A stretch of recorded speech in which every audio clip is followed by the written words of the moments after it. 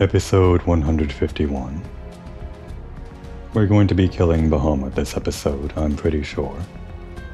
Well, however much you can kill something that's kept in suspended animation, whatever they're doing to Bahamut. But first, we have a score to settle with this guy. One last card, which I assume is Nero. Usually I'd just be doing this to fill time at the end of an episode, but I just want this card.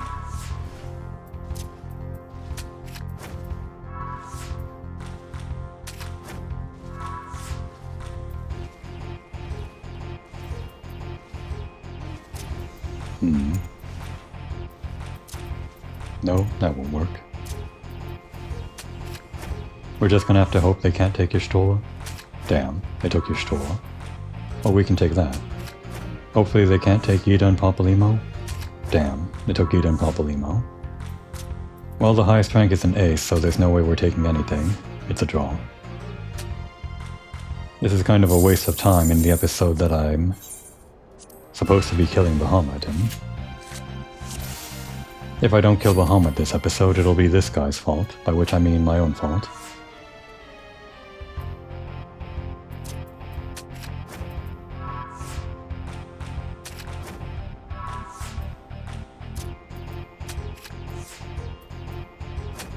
Alright, we can still take that. We just don't want them to take Alphinaud and Elise. But even if they do, it's fine. They can't take any other cards. We won.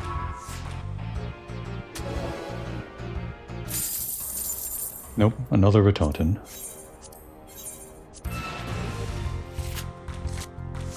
I did the same thing when fighting Nail, didn't I? What should have been a very climactic episode, killing Nail Deus Darnus. I instead wasted my time doing bullshit like this. At the very start of the episode, no less. Fine by me, though.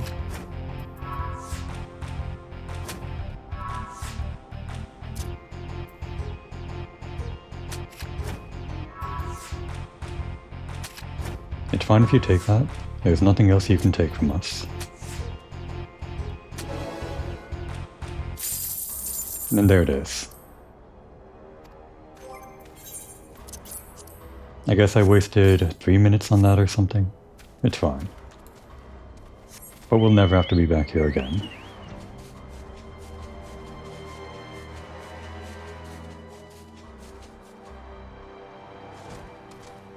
Now where we last left off, we were teleporting in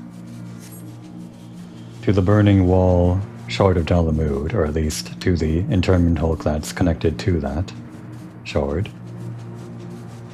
The first turn was the entryway, I guess, which just had some kind of guard or something. I guess we'll be fighting an actual boss in there now. So again, just because it's a new episode,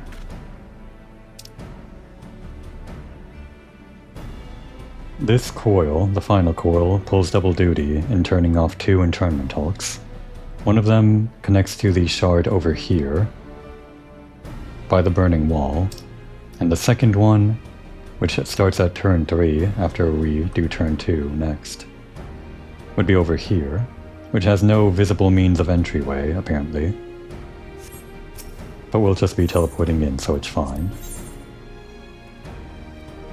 First is the IC06, which is actually kind of strange, but then after that will be IC0 whatever. The weird thing is that here rather, or here? They don't mention it. The IC number, I think it was IC02 for the first one we went into. Don't see it, but in the second turn it was IC... They don't mention. Damn. It's weird because they number up to 6 apparently, but there's only 4 of them, right? Doesn't really matter, I guess.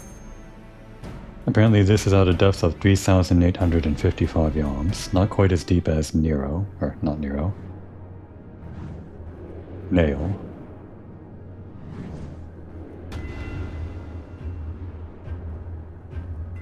Regeneration grid.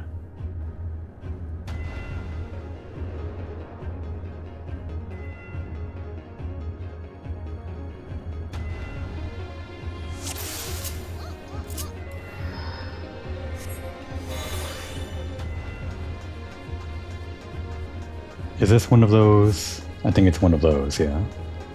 Looks like we're going around. Oh, fun. Oh, this connects to all the ICs or something.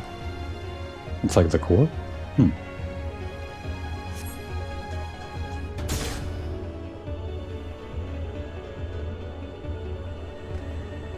IC09. I guess there are more than 6.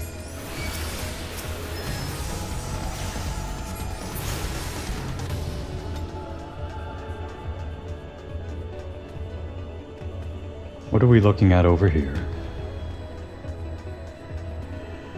Oh, can't see any higher. Guess that's where the boss is. I actually don't remember what's over here.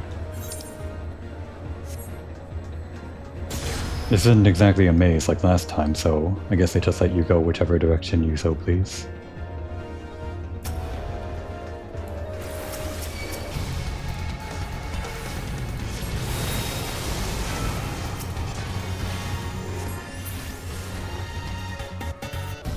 Can I go back?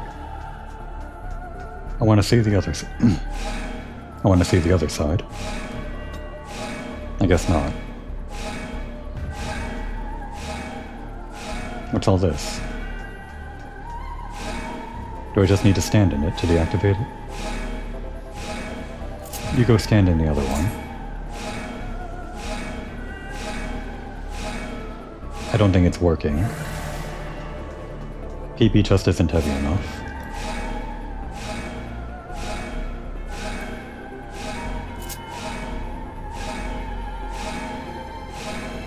Kind of strange, they could have just made it so that the enemy, like in other earlier coils, the enemy is the key to unlocking it, like when you kill the enemy the barrier goes down.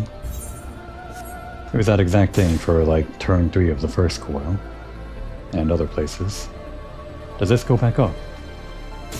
No, it goes down. I wanted to see over here IC08 control, although it's probably just the same thing as IC09. Guess I was just kind of curious.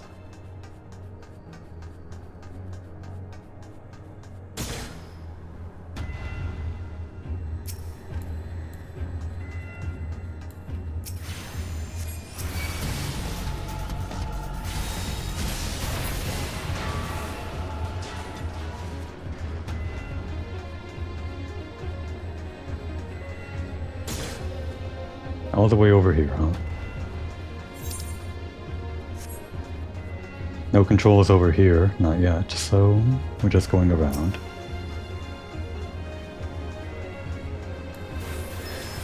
Let's just make our way over to this thing.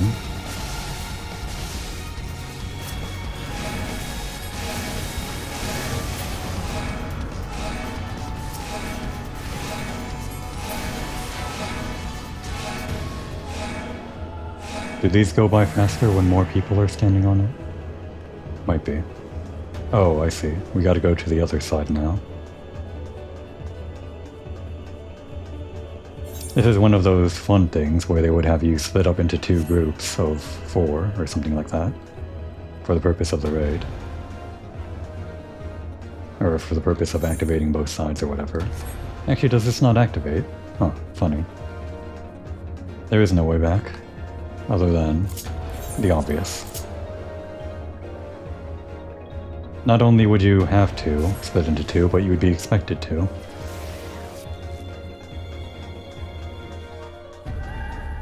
There's probably just more enemies over this way, but I might as well. And if I do have to kill these enemies for some reason, might as well do it now.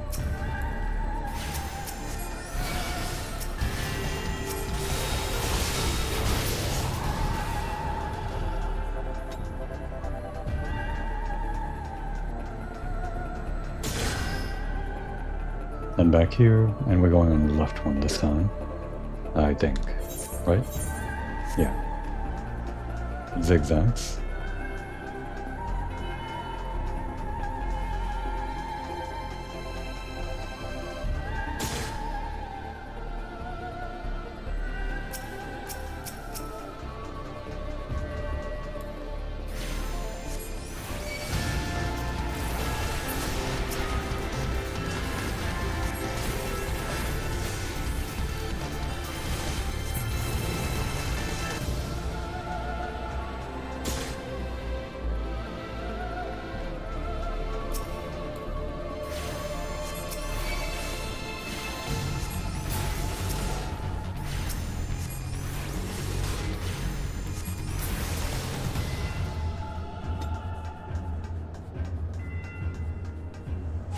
Why doesn't that activate over there?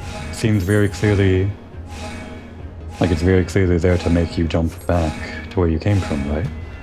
Because the way forward is over here in the center. So what's the purpose of the other paths? It doesn't matter.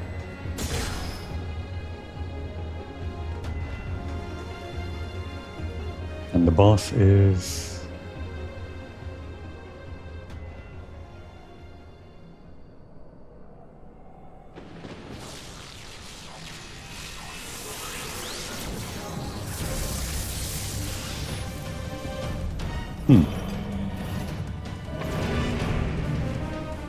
It's a Cerberus reskin.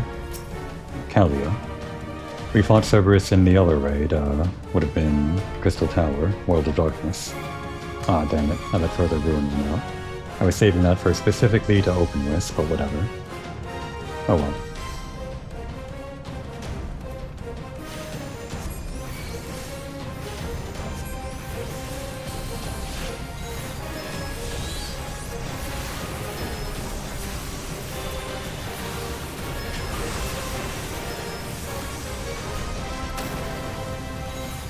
I am marked with a tower. It is a tank buster, it appears. We can survive tank busters. Okay. Not a lot of tank busters. What are these? They're not targetable. This is, though. I guess it just makes a barrier around the guy.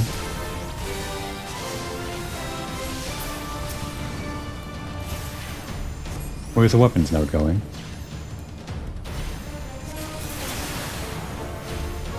Bunch of different nodes.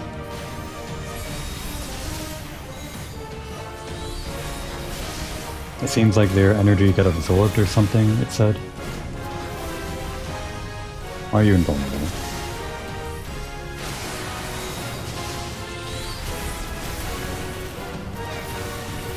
Why do you have so much health?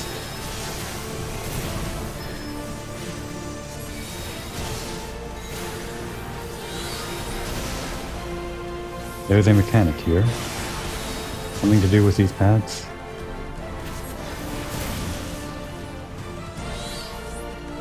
Just pay attention to that next time. Again, still running with level 70 gear. We can resort to level 80 gear if we want to brute force through all of that damage or whatever, but I'm sure I can figure out the mechanics. I'm smart enough for that, maybe. Now before we start, can we see what these do? No. We'll just start it. I guess it doesn't do anything until the latter half of... the portion when the dragon's inside the invincible barrier. And there's the barrel field. Or no, that's a different field.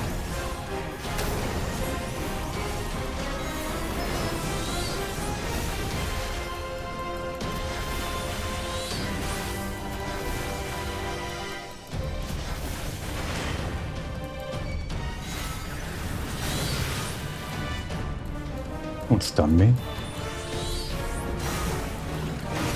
Wow, that is a lot of damage. Don't want to be hit by that. So DPS is pretty important on that first phase, noted. So what's going on here? Why are they invulnerable for one?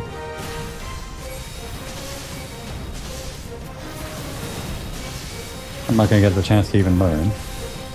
What's this? Forked lightning. That's just damage.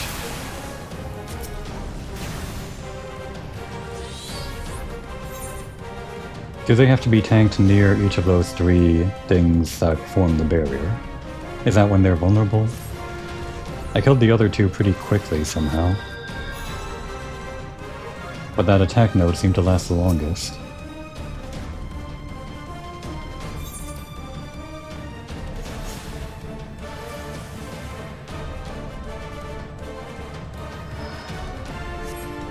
Alright, quickly this time.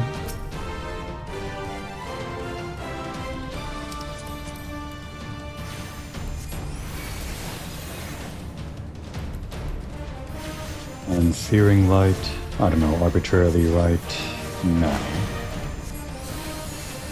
Nope, that's the wrong move. This is not quick DPS.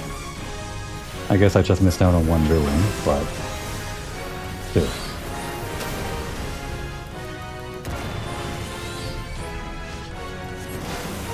Damn, didn't get the barrier up.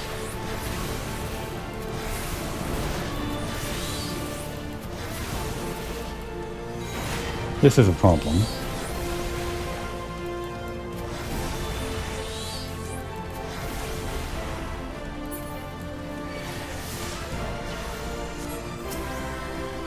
So you, energy field down, no longer deflecting ranged attacks. What does that mean? The gravity node has been dismantled. I guess you don't need to be near anything. I need like a different thing, don't I? How do you get them?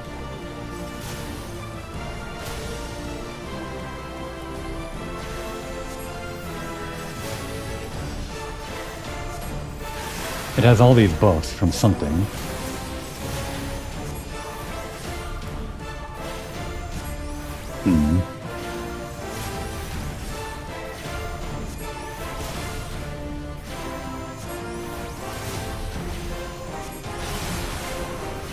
Yep, it's not going away. This is meant to be a white mechanic, clearly. Alright. So it is at this point that I would resort to level 80 gear, and that might be just enough to, I don't know, get past a lot of that stuff, but it seems like that thing goes invincible, even if you kill the other 2. There's no real way to learn this, or no efficient way to learn this with just 1 player, I don't think.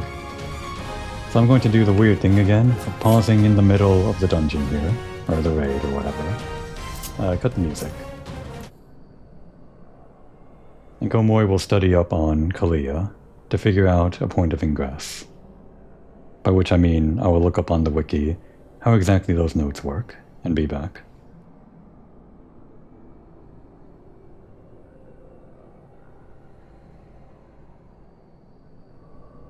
And back in. Komoy sent in her carbuncle to sniff out the enemy, and now we know everything about it. Well, I know enough about it. Mainly the eggs, or whatever, the little nodes that it sends out, the 3 of them. The issue is of course that they can't be tanked close to each other, because one absorbs the other and becomes a super node. That's a big problem for a solo run, isn't it? Especially when there are 3 of them.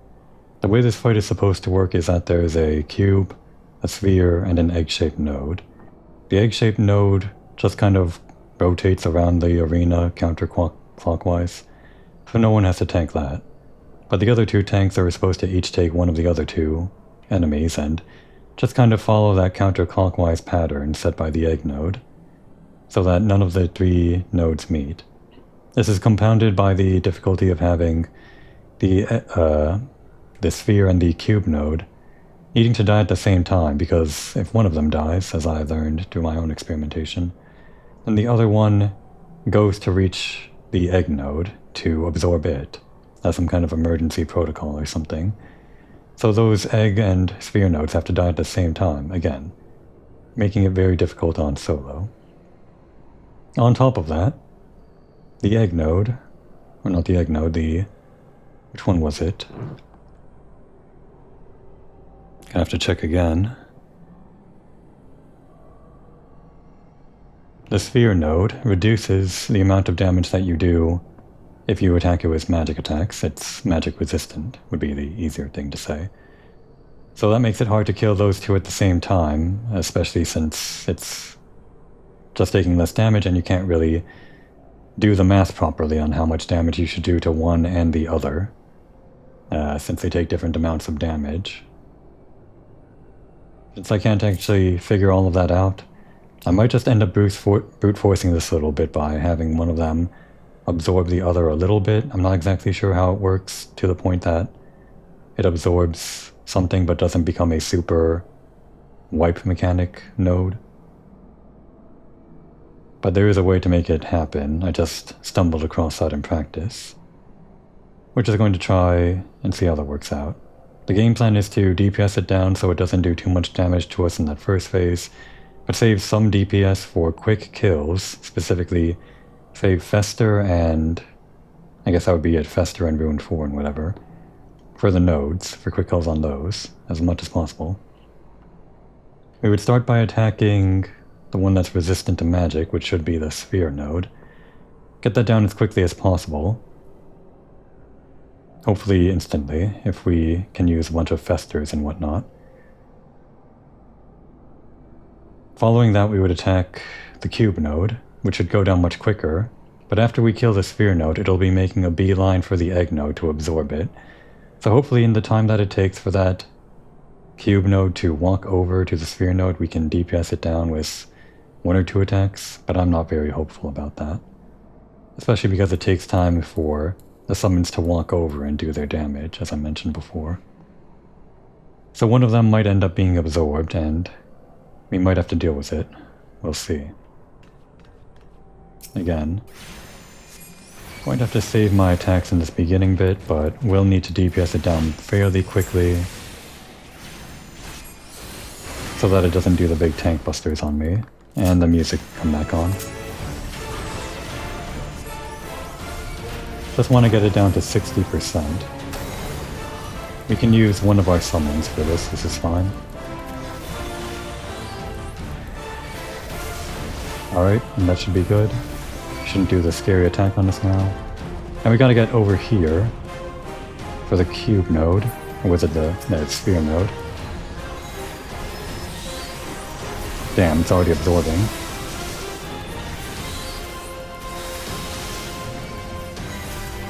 Well, that's good, isn't it? It didn't absorb the... It's low on health now, so it absorbed the one that had full health. I just need to make sure I can kill this, which is going rather slowly. And you gotta make sure that we outpace the damn egg node.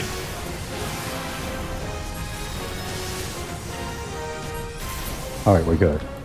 Let's use this time to heal up. We should have until the timer reaches 2 minutes and 30 seconds or so, before Kalia drops the field and starts attacking us again.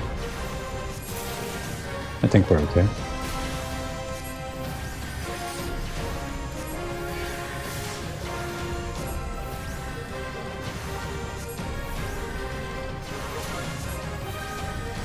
Alright, that's enough. Oh, it's invulnerable. Why is it invulnerable? Do I need to, like, stand near it, or...? This is something I didn't know about. Okay, there we go. Energy field down. It seems like this thing resists range attacks. I didn't actually read up on that bit. So now it's going to start attacking with some big shit, which I should be afraid of. Oh, it's still invulnerable, damn it. Oops. Or did it just become invulnerable? I don't actually know. I am wearing the level 80 gear, by the way. I don't think I mentioned that. With all the issues with the nodes and how I have to brute force this, there's pretty much no way I can figure out how to do this without level 80 gear. Plus the boss itself does some pretty hefty tank busting damage. It might even bust out this crazy attack with its head pretty soon, that it does in the first phase if I'm not fast enough. But no, we're fine. So far we're 2 for 2 on having to resort to level 80 here to pass. This might actually be more involved than I thought. We'll see on the third one.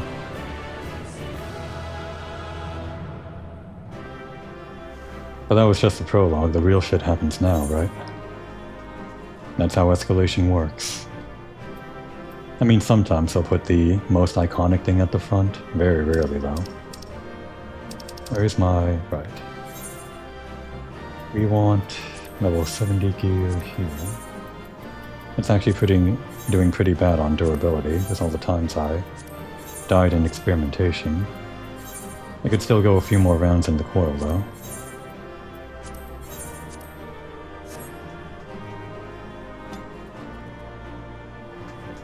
So what is this place? Give me the lore, that's why I'm here.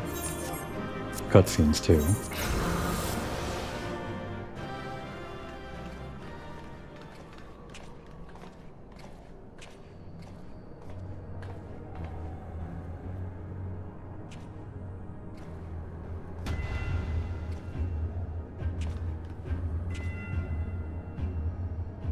Why, this looks like... a model of Dalamud, yes.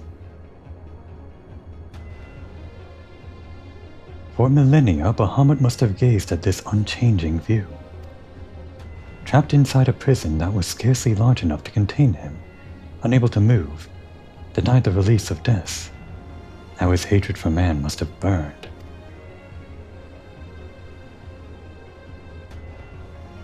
And that hatred found an ideal vessel in Nail Van Darnus. In many ways, Bahamut is to be pitied, not loathed. But knowing the true extent of his fury, I am more convinced than ever of the necessity of our endeavor.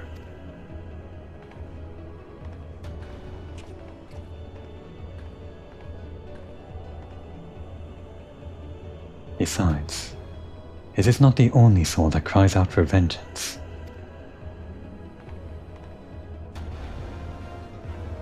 I'm glad I did this coil. I feel like that was like a critical moment for Alice in character development. We had that whole moment while Alphinaud was calling out in the previous episode before this whole coil. That Alice didn't really have a reason of her own for wanting to save Eorzea, but the way she looks at these people, or Bahamut even, or even the dragons kept in captivity to sustain Bahamut, and kind of pities their whole existence, the kind of suffering that they went through. I feel like that's a crucial point to Alice, how she wants to end people's suffering. Maybe that's getting into it a bit too early on, but that's kind of what all the Scions are here for, right? I just think that's Alice more than anyone else. So actually I thought we would be starting in... it would be two of the, what's it called? Internment hulks that we're dealing with. One of them was over here in Danalan, like I said earlier, by the Burning Wall. And I thought we'd be done with that by the second turn just now, but it turns out we're doing that for one more turn. And then the last one over here in Mordona, here, we're just doing that in the last turn, turn 4, apparently, it seems like. Unless I'm wrong about that, but that was the plan. Here we're in ICO6 still. 8,872 yawns, that's the deepest we've ever been.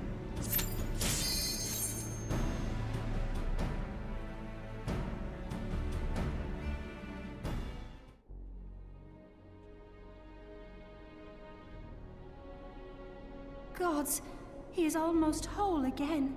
Oh, and we're actually getting voice acting. Incredible. I didn't actually think there was any, or I forgot. The voices will be a little bit, whiplash, I guess, but that's fine. This will be our last chance to enjoy them, or one of our last chances, if I recall correctly.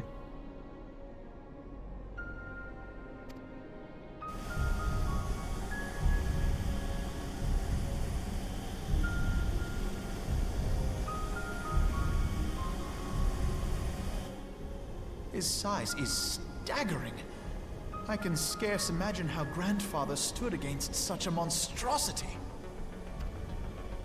This cannot be allowed to proceed any further. Let us disable the coil and move on.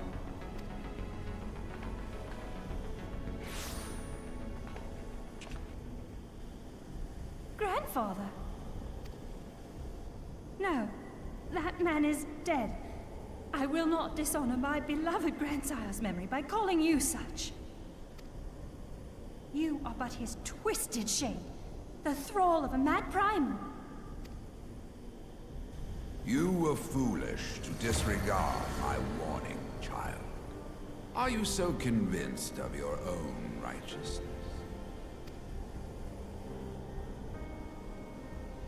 "'Tis the rightness of our path that led us to return.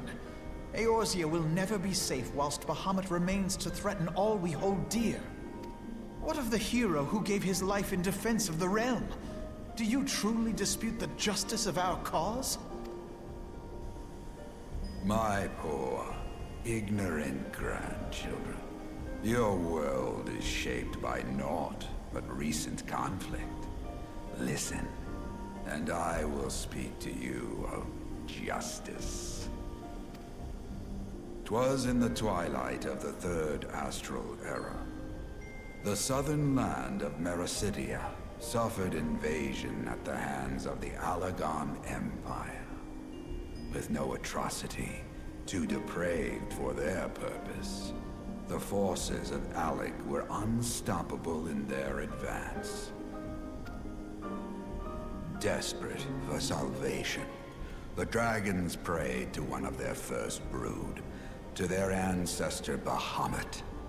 Infused by the power of their fervent supplications, Bahamut arose from the abyss of death and took wing as the Mericidians' newborn god.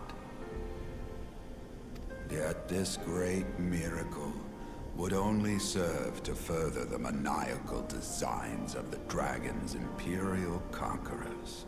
The cruel fetters which bind my lord stand testament to the Alagon's boundless greed and hubris. I once summoned the 12 in an attempt to forestall the advent of the 7th Umbral Era. What then did the dragons of Mericidia do that I did not? Wherefore are they accursed and I exalted? 'Tis man's overweening belief in his own primacy that blinds him to the commonness of his condition and the truth of his own tyranny. As long as man is suffered to remain, the dragons shall never be at peace.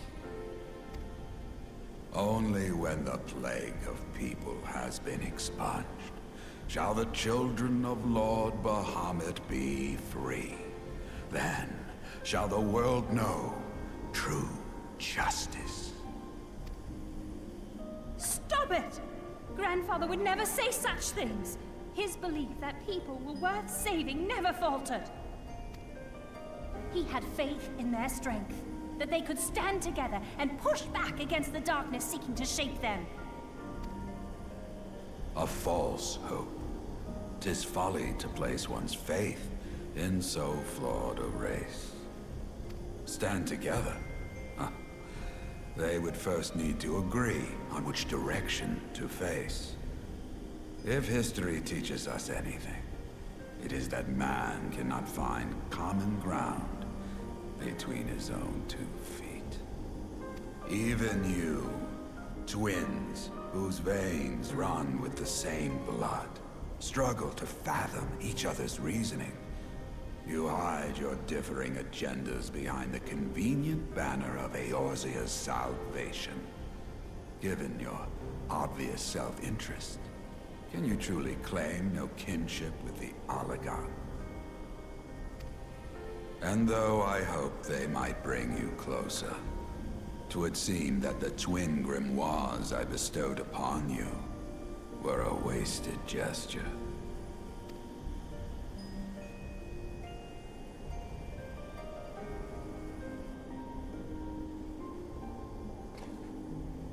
There may well be truth in your judgment of Alize and me, but such a one-sided tirade bemoaning the evils of man rings false, coming from the lips of Archon Louisoix. Tell me, Do you champion the cause of dragons because Bahamut compels you as his thrall? Or is it because you yourself have transcended the limits of man's existence? Ah, so the possibility did not escape your notice. What I prayed for, and what I have become. These are the keys that unlock the truth behind Eorzea's rebirth. If you would have them, then you must needs take them by force. Come, rend this divine form asunder and claim your answers.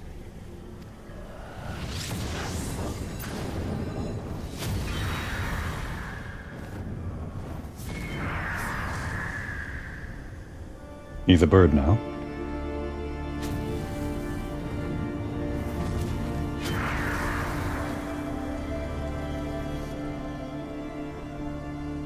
But I thought... No. He has become a primal? It is difficult, I know, but you must accept it. That entity is no phantom or imposter. It is our beloved grandsire.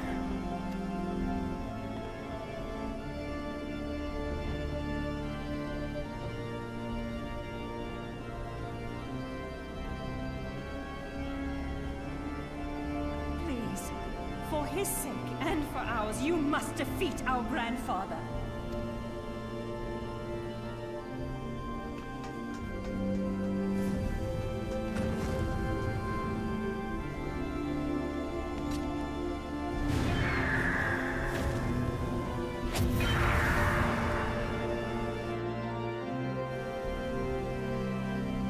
I forgot the battle arena was here, on the actual internment Hulk.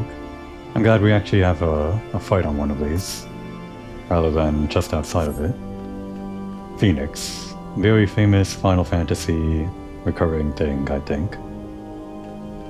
It's Louiswa. Louiswa's Phoenix. Let's see if we can beat it with level 70 gear. I don't know anything about how this fight goes. Again, probably another thing that I skipped on my main character by just DPSing it down too quick to even notice.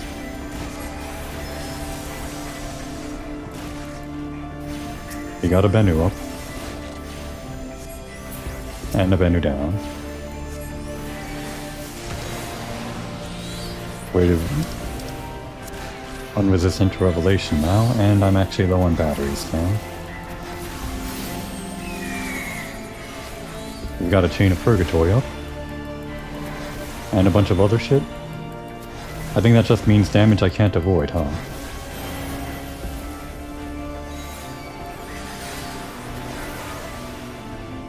Does running help? Probably not. Flames of unforgiveness. You're not gonna forgive me, huh? Okay, that was a little bit forgiving. More than I expected. Maybe we can heal a little bit while this is happening. I'm going to assume you're invincible over in there.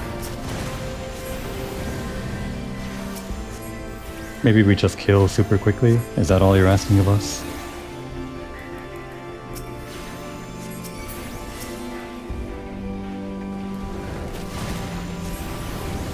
Yep, still invulnerable.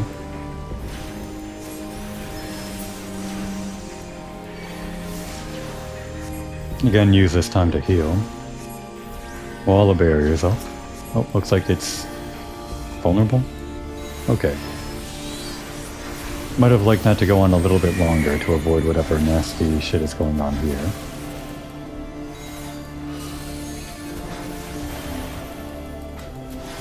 A fountain of fire. Don't know what that does. You're tethered to it, so I don't like it. Are you still taking damage? You are.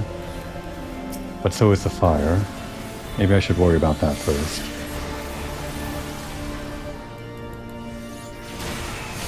Everything's tethering to me. Hate to see it.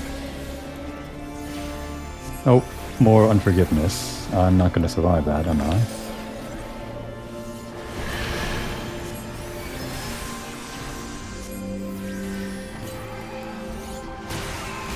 I can't believe it. Come on, barrier. I'm not gonna survive Flames of Rebirth, am I? Okay, maybe I will. And maybe we just DPS it down with our remaining damage, hopefully.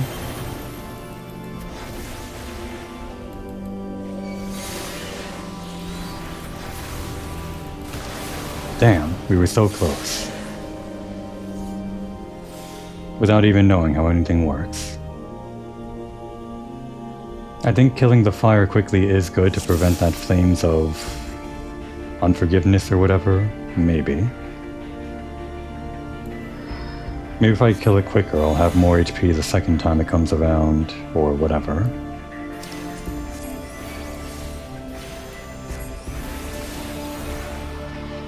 Let's put up the barrier quickly, so we have it for more of a battle. Get rid of this guy.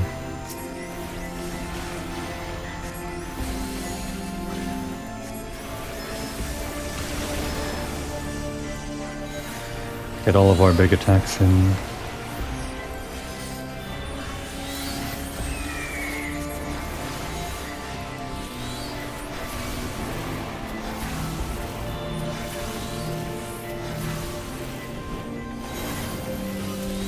Get out of that.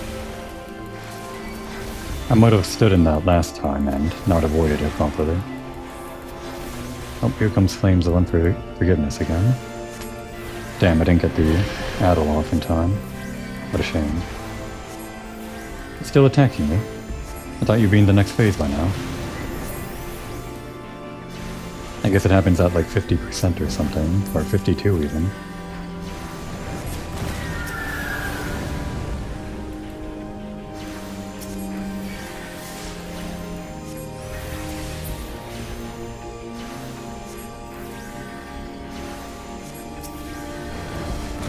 Each time we cast Flames, it seems the stack goes up one time. But we only have to worry about 2 ads, I think, here. Maybe I slow DPS just a little bit. Since Flames of Rebirth shouldn't be a white mechanic, and these ads are probably something that people would have to take a little bit more time to kill in normal gameplay, so it's probably okay to let this phase last a little bit longer to heal. And now kill. And once the shield is down, begin attack.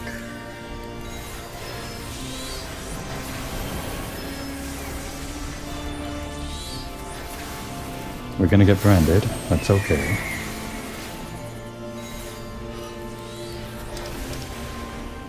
Damage by Flame of Unforgiveness increased, I see, so that's what does it.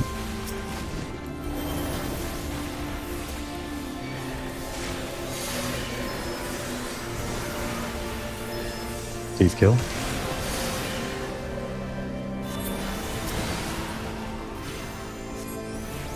Pretty good on health.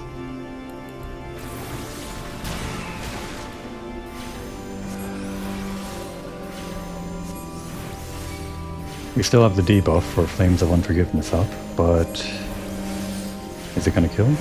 No, hopefully not.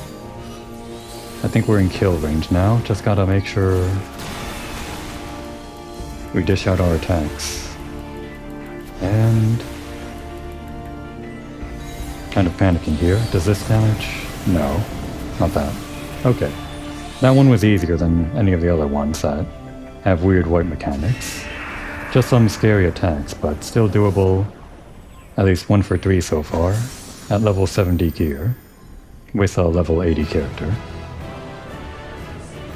Can we do the same for Bahamut? We'll see.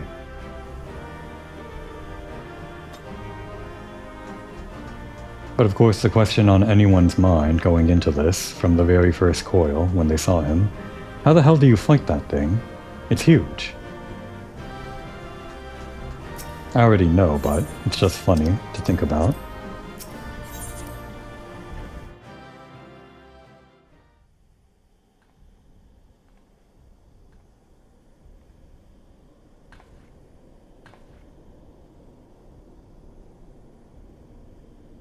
Grandfather is truly gone this time, but better it end this way than the alternative.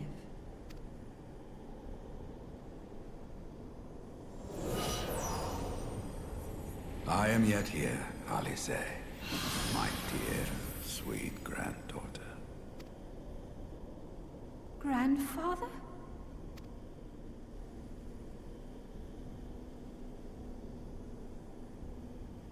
I must thank you, warrior of light. Without your valor, I might never have broken free of Bahamut's control.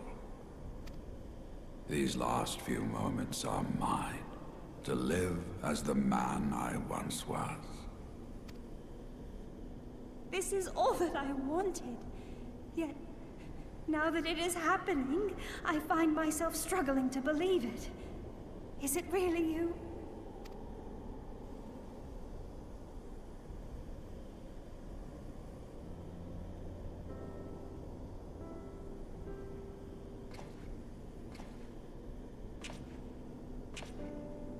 Grandfather, pray forgive me my insolence. It was not my intent to demean you. Forgive you? I am proud of you, child. You were wise enough to deduce the manner of creature I had become.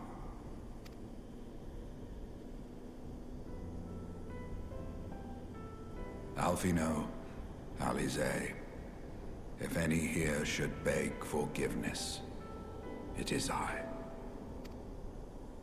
Grandfather, I must ask, will you not tell us what befell during the calamity? Yes, yes, of course. You have come far to hear the truth.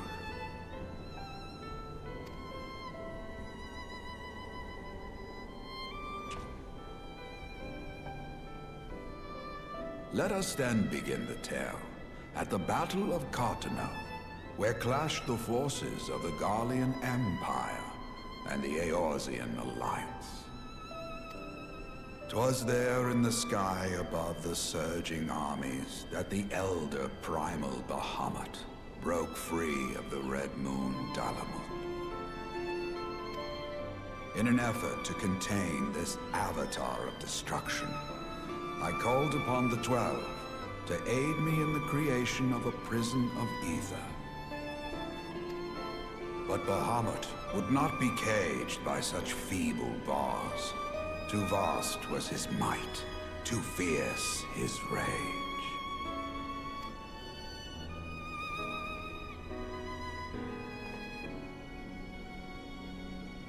Little choice remained to me. I used the last of my strength to entrust our hope unto the future, and prepared to meet my end.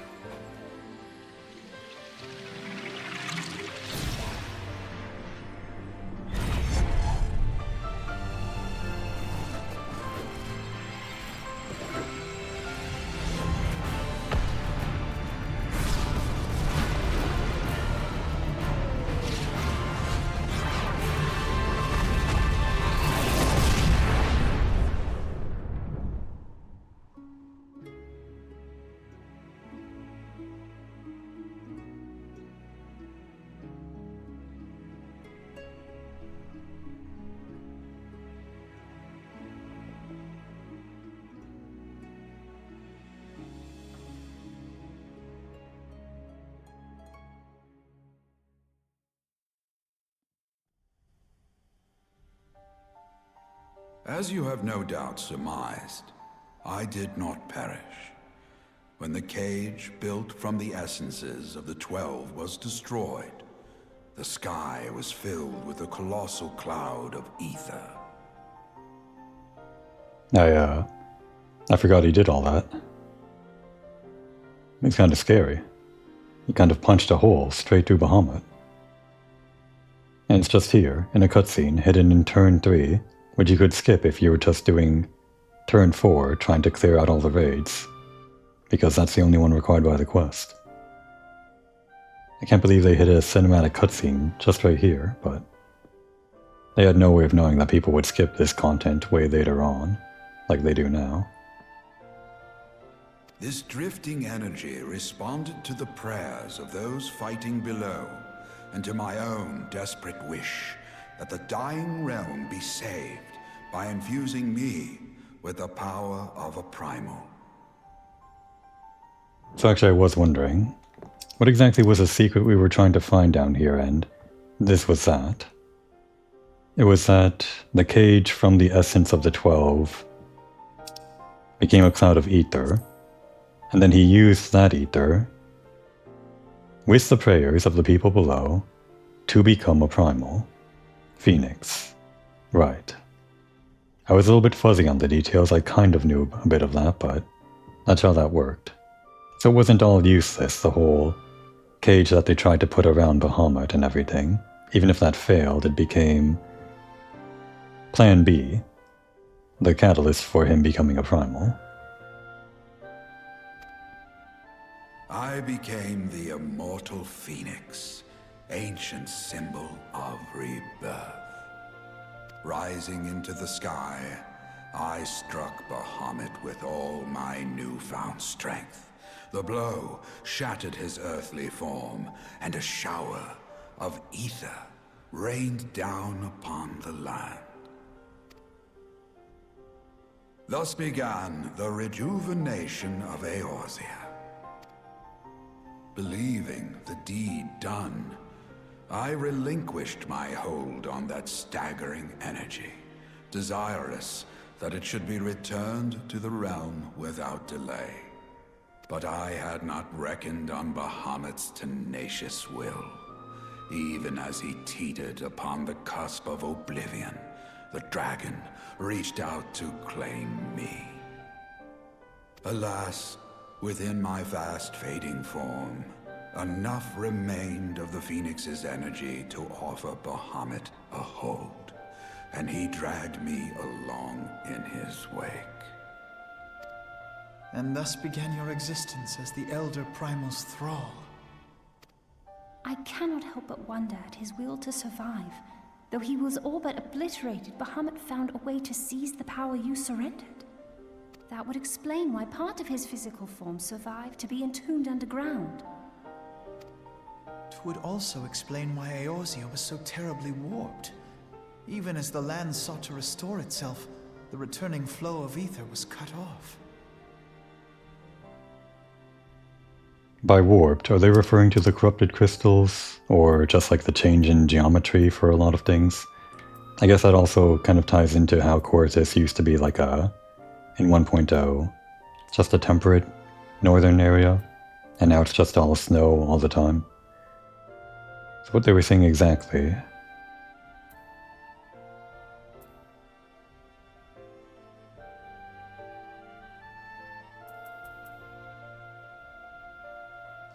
On the cusp of oblivion, the dragon reached out to claim him. And then the Phoenix's energy, Bahamut used that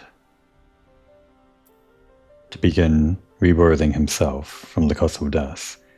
Energy that was meant to completely restore Eorzea, but because that extra energy was used for Bahamut instead, it didn't go towards Eorzea, so that's why Alphinaud is saying it's warped. Because the flow of ether was cut off. Okay, I see. Ah, very good. When his grip on existence was once again secured, Bahamut did not cease his feast, until he had consumed every last mote of ether that yet floated in the air. And still he was not fully restored. You must remember that by this time, much of the freed ether had already returned to the land. That which remained was not sufficient to reconstruct so massive a form in its entirety. But there did not need to be. Not for a being sustained by the marvels of Allagan technology. As long as some piece of Bahamut persists, the coils will seek it out and continue their regenerative task. The fragments of Dalamud appear motionless from the surface, but deep beneath the ground they had been searching, tunneling through rock and soil towards their escaped prisoner. I didn't actually think about that. That's a kind of scary detail to think about technology doing that. Okay. And, as you have observed for yourselves, they found his heart. Warrior of Light, heed me. You must put a stop to Bahamut's regeneration. Whether it be for man or for dragonkind. The question of justice is irrelevant.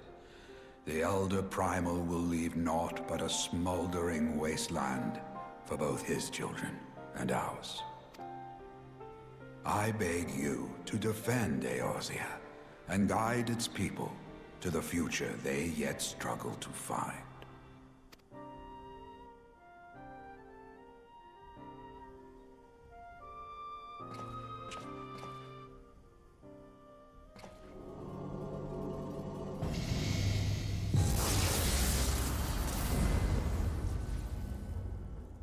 So that's it. One more internment Hulk, right?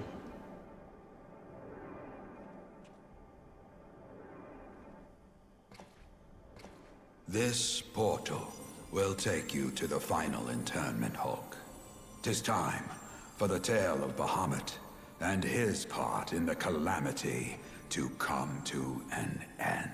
Okay, that really expedites things. That's why there's no more, well, not 2 extra turns or 3 extra turns fighting through the other Hulk. Just a super shorter portal over there, even shorter than the portal we already got from Orianter. How convenient.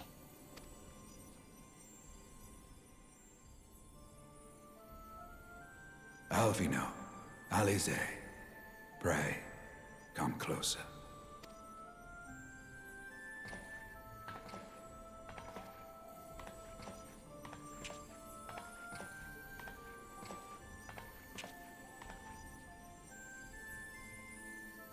Your hopes and dreams must no longer be an extension of mine.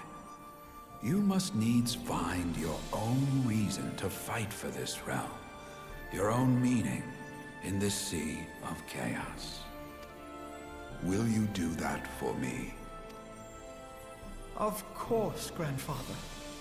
I have already made it my mission to see this newborn Eorzea survive and flourish.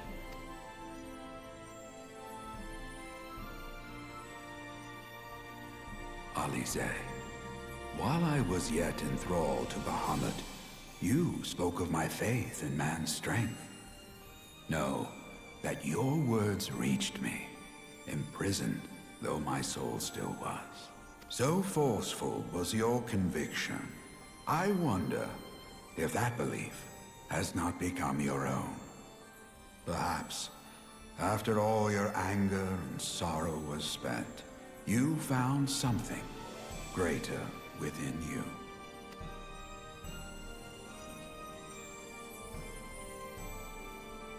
See this fight to its culmination.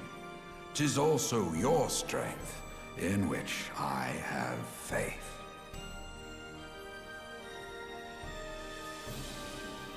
Thank you for everything. Pray, take your rest, Grandfather. You deserve it.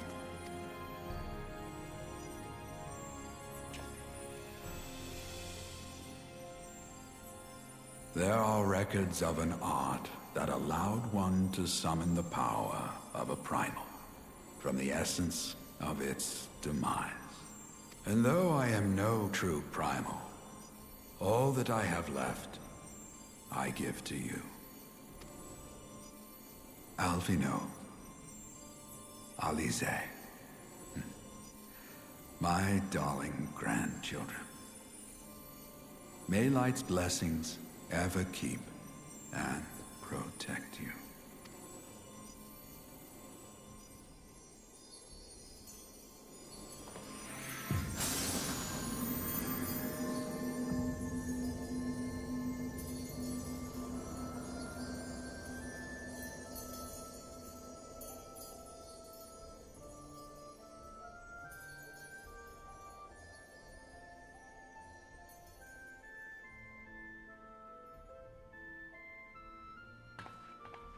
Come, warrior of light. Our task remains undone.